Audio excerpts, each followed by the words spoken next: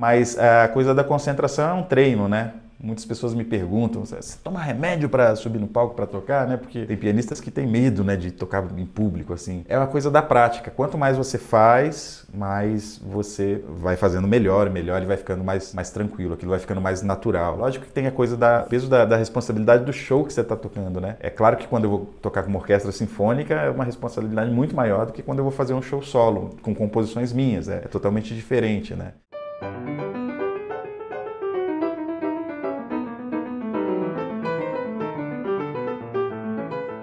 Hoje temos a alegria de ter aqui conosco o Hércules Gomes. Ele nasceu em Vitória, é graduado em música popular pela Unicamp, é compositor e um dos mais importantes pianistas brasileiros.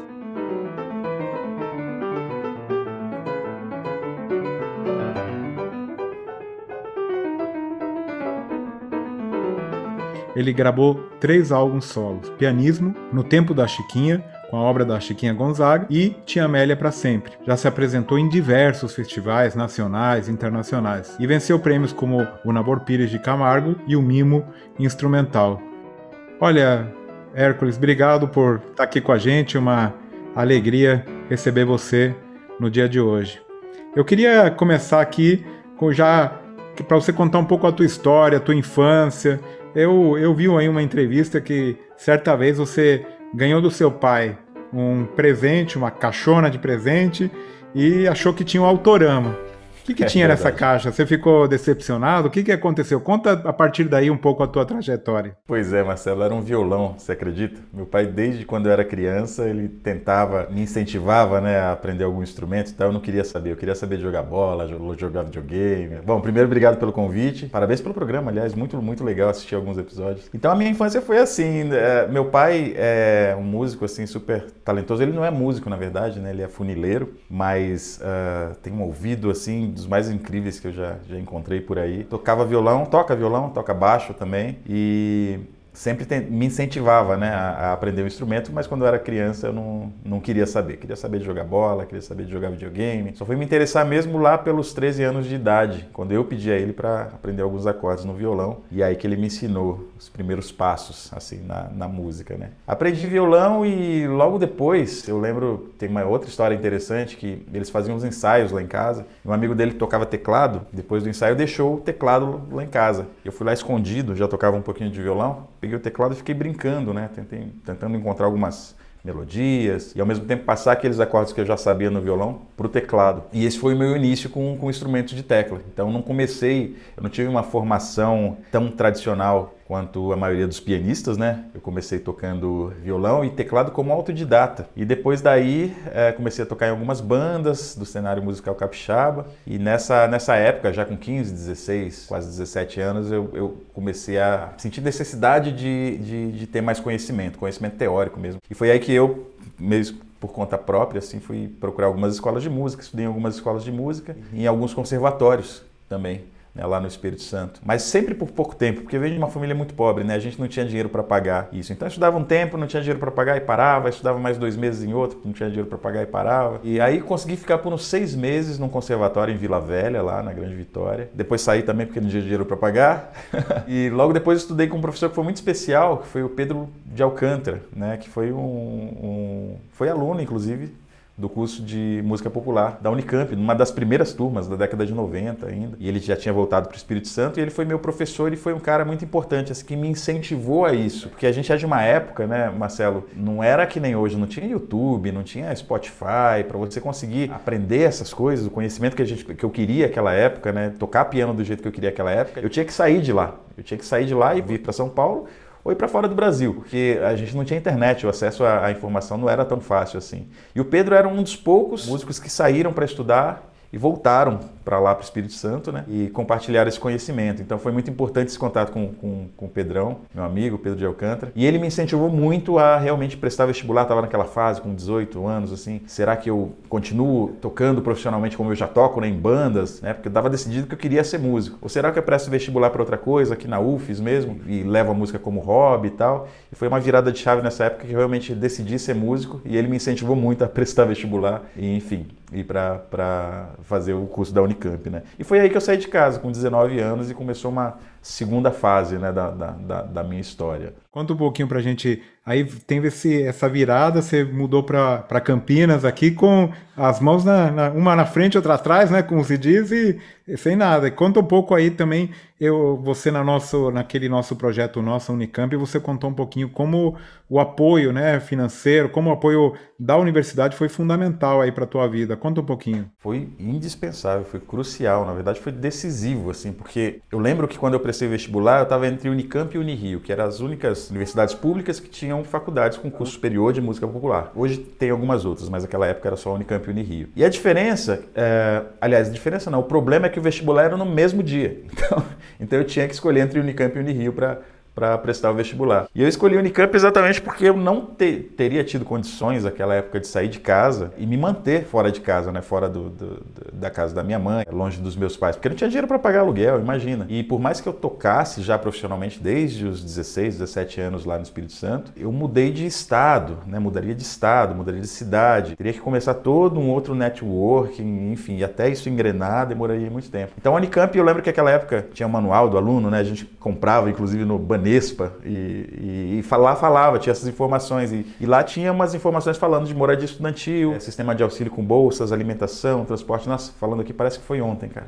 Faz tanto tempo, mas parece que foi ontem. E por isso eu decidi ir para a Unicamp, porque na Unirio não tinha nada disso e eu não conseguiria me manter no Rio de Janeiro sem esse tipo de auxílio, né? E aí eu prestei vestibular, passei já da primeira vez que eu prestei. Eu tive um super apoio de uma assistente social, que agora eu não vou lembrar o nome. Ela já deve ter se aposentado, inclusive, mas tudo por telefone naquela época, né? Ia no telefone orelhão e tal, ligava para ela, ela falava, não, pode vir, que aqui a gente dá um jeito, que eu tinha que fazer a primeira prova, a primeira fase do vestibular, já em Campinas, né? E não tinha lugar para ficar, não tinha dinheiro para pagar também. Ela falou, não, vem que a gente dá um jeito aqui. Eu falo com o pessoal que mora na moradia lá, você fica lá na casa deles. Eu acabei ficando na casa que eu morei no ano seguinte, né? Então isso foi muito importante, assim, essa coisa do sistema de auxílio. Por um ano, inclusive. Morei na moradia, almocei no bandejão. O bandejão, na verdade, foi até o final do curso, né? Porque eu adorava.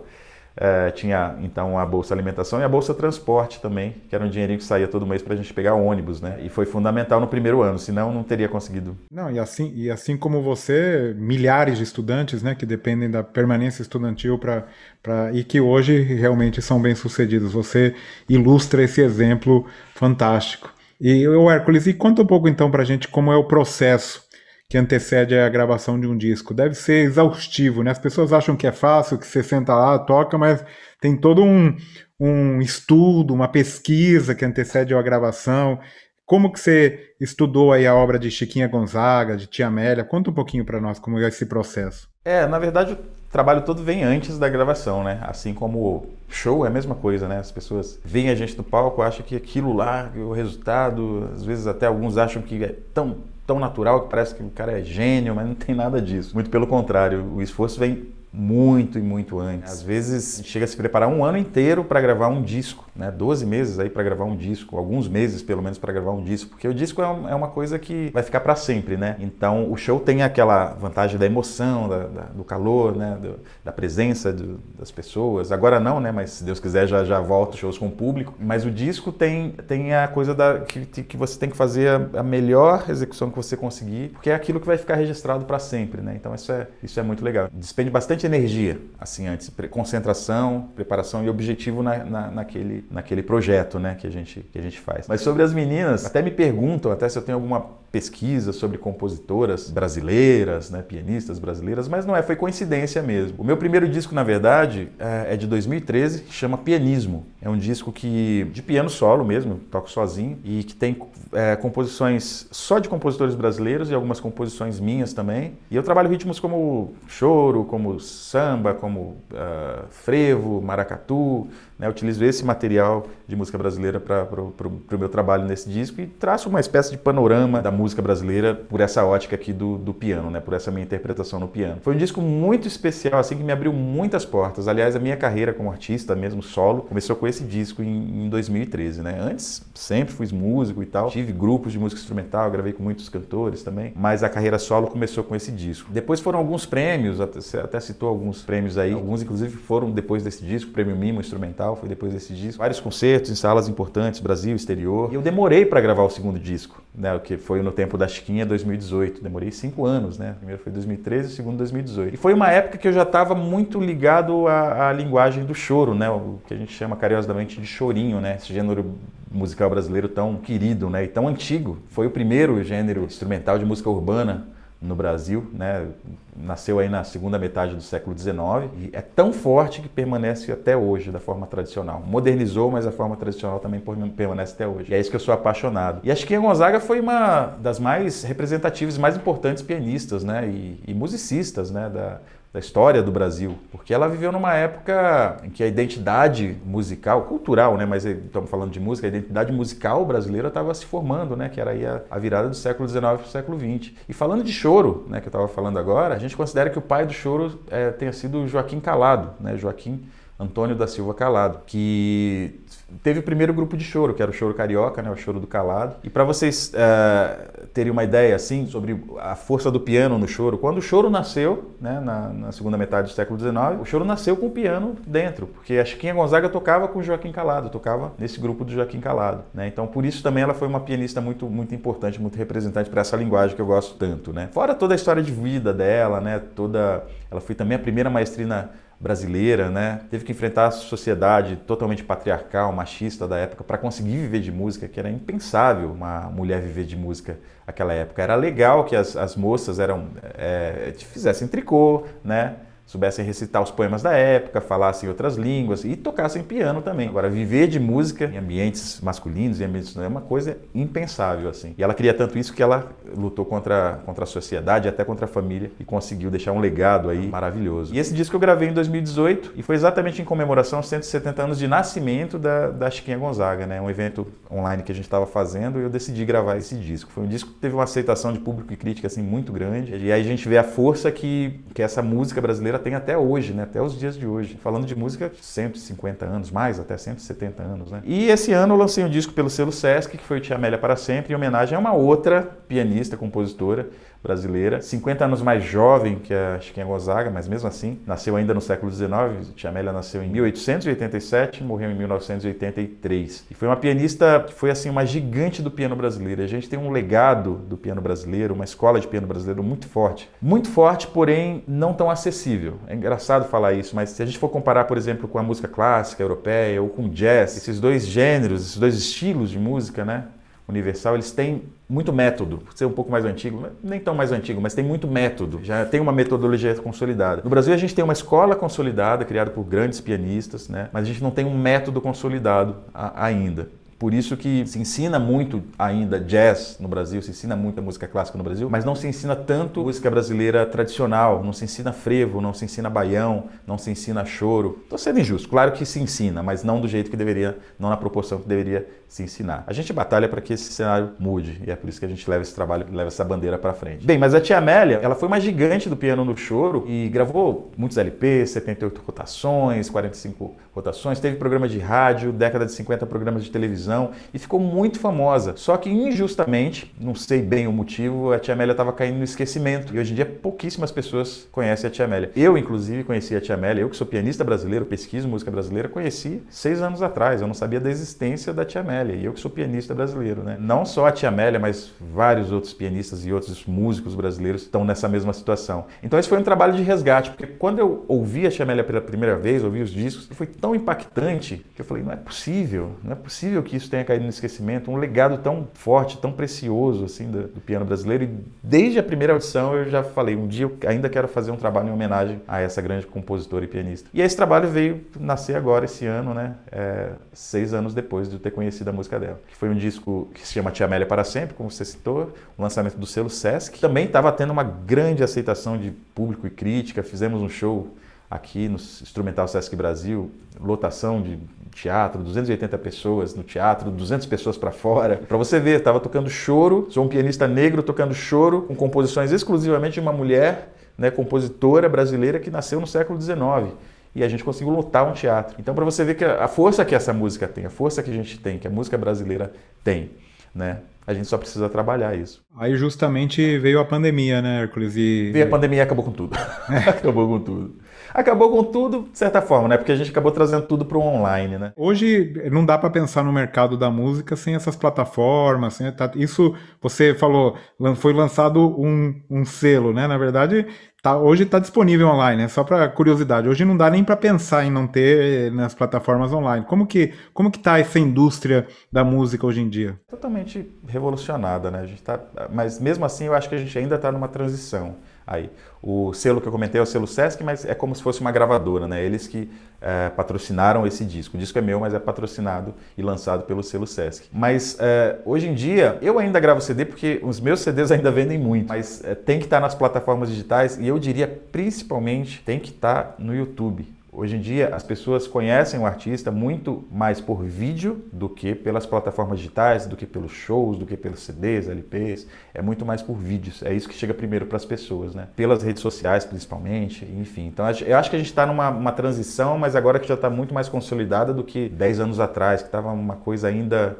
Né, que não sabia como que se ia passar isso, que era uma coisa do físico para o digital, questões de direitos autorais, essa coisa de você ouvir online, ter a possibilidade de ouvir de graça, um anúncio, tudo bem, mas de graça era uma coisa impensável 15 anos atrás, né, que a gente tinha que comprar CDs, os CDs importados eram caríssimos, né? Eu acho que tem grandes vantagens e desvantagens também, né, porque eu sou fã do produto físico, eu acho que o produto físico é um produto que tem várias artes envolvidas, né? Não é só a música, você tem a arte da fotografia, você tem a arte do design, do encarte, às vezes da pintura, é muita coisa, é um projeto mais completo que inclusive traz informações que plataformas ainda não trazem, né? Mas eu acho que no geral a coisa tá indo bem, assim. Mas é impensável, realmente, é impensável um artista hoje ter uma carreira sem estar nesse mundo online. Então, e justamente aí o disco, né, como era concebido anteriormente, tem até a narrativa, a sequência das músicas que você perde muitas vezes no online, que põe no aleatório ali e toca qualquer coisa. Exatamente. Bom, Hércules, e uma curiosidade aí, quando você está tocando no palco, quando você senta no palco e começa a tocar o piano e justamente tem essa magia, né, de ver tocar, você mencionou aí o aspecto do visual, passa alguma outra coisa pela tua cabeça ou é simplesmente você só consegue focar na música que você está tocando? É curiosidade pessoal mesmo. Passa um monte de coisa. Ainda mais se você não tiver num bom dia, rapaz, passa tanta coisa. E aí o problema é que você começa a errar.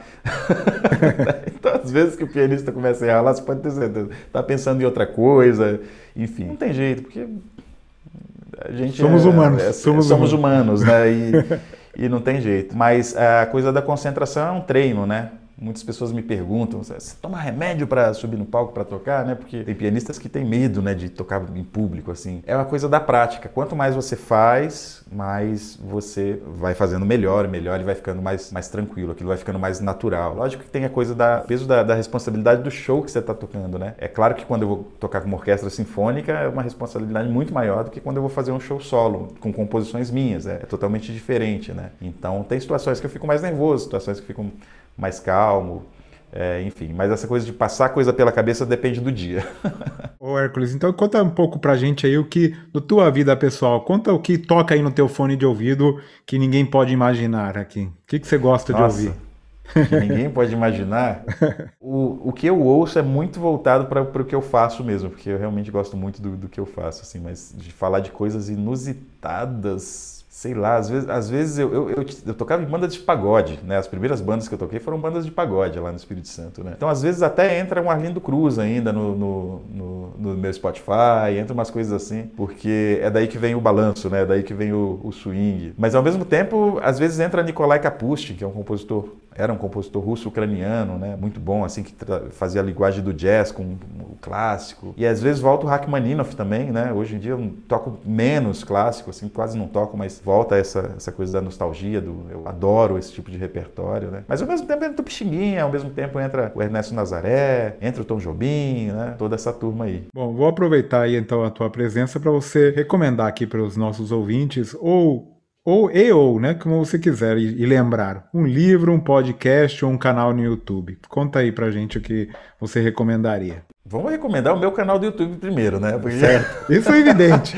Então, a gente acabou de completar os 9.000 inscritos agora. Fiz uma beleza. comemoração ontem, então se inscrevam lá. É só digitar Hércules Gomes, canal, vai aparecer o canal do YouTube. Mas o link direto é youtube.com/Hércules Gomes Oficial. Esse oficial tem 2 Fs e já entra lá no meu canal do YouTube. A gente tem conteúdo semanal lá, 2 conteúdos inéditos, uma live, tem bastante coisa sempre de música brasileira. Mas para dizer de recomendações, outras recomendações, assim, a gente está falando muito em música brasileira mais tradicional e mais antiga, né? Eu recomendaria um livro de um pianista, autor, professor da Universidade Federal de Goiás, inclusive, o Robervaldo Linhares Rosa. Esse livro se chama Como é Bom Poder Tocar um Instrumento. Pianeiros na cena urbana carioca da virada do século XIX para o século XX. Né? Fala exatamente desses pianistas que eu comentei. Chiquinha Gonzaga, Ernesto Nazaré, a Tia Amélia, Radamés Inhatli, que foram pianistas fundamentais assim, na formação da identidade musical brasileira. E era um livro que estava faltando assim, na história do Brasil mesmo, porque era uma peça do quebra-cabeça ali que precisava ser completada. Né? Muito bom. E agora eu vou fazer um ping-pong aqui rapidinho com você. Eu quero que você me conte aqui a melhor e a pior lembrança tua da graduação. Nossa!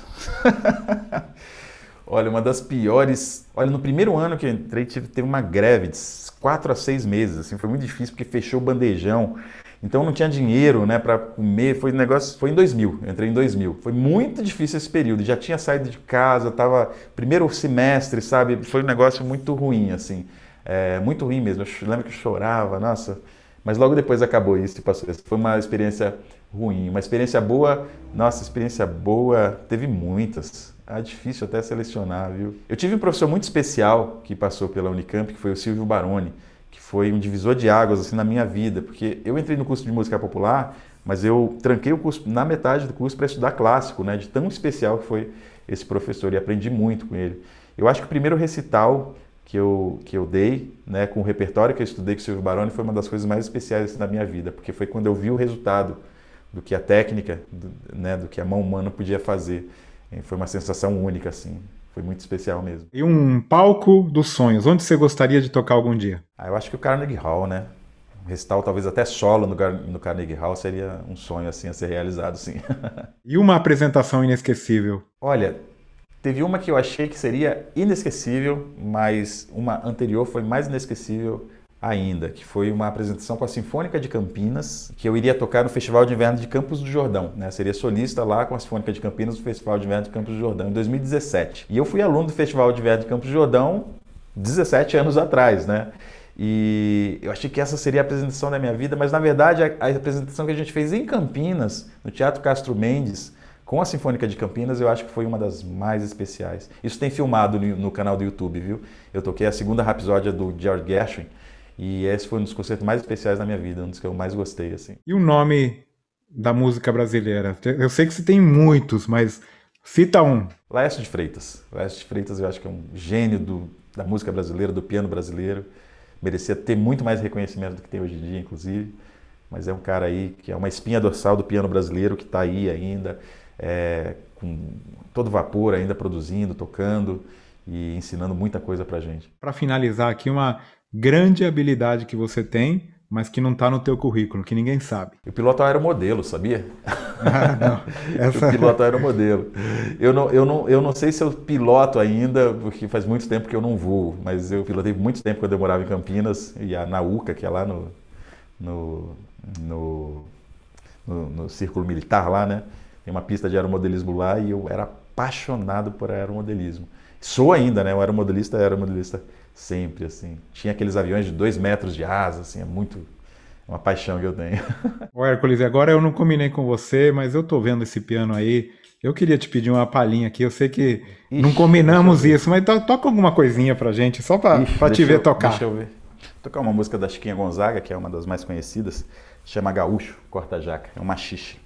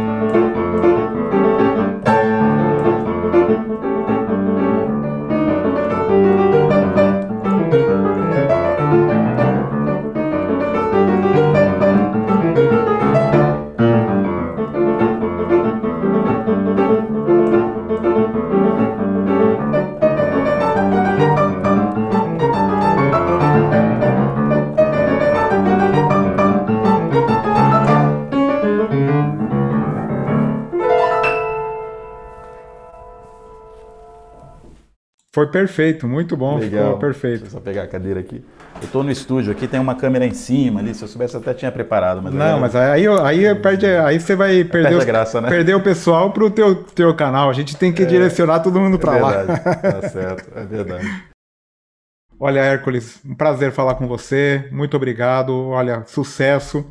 E desde já, está sempre convidado a voltar aqui para a Unicamp e conversar aqui com os nossos estudantes e fazer um show aqui, tá bom? Vamos já combinar depois da pandemia, tá bom? Muito obrigado, Marcelo. Tenho feito algumas colaborações, inclusive, com os professores do Instituto de Artes. Sempre tento estar presente, porque a melhor coisa, o melhor pagamento, o melhor cachê para a gente é quando a gente recebe uma mensagem, assim, um e-mail, um WhatsApp, ou um direct no Instagram, um Messenger no Facebook, de um adolescente falando que a minha história é a referência para ele, a inspiração para ele. Então isso não tem preço mesmo.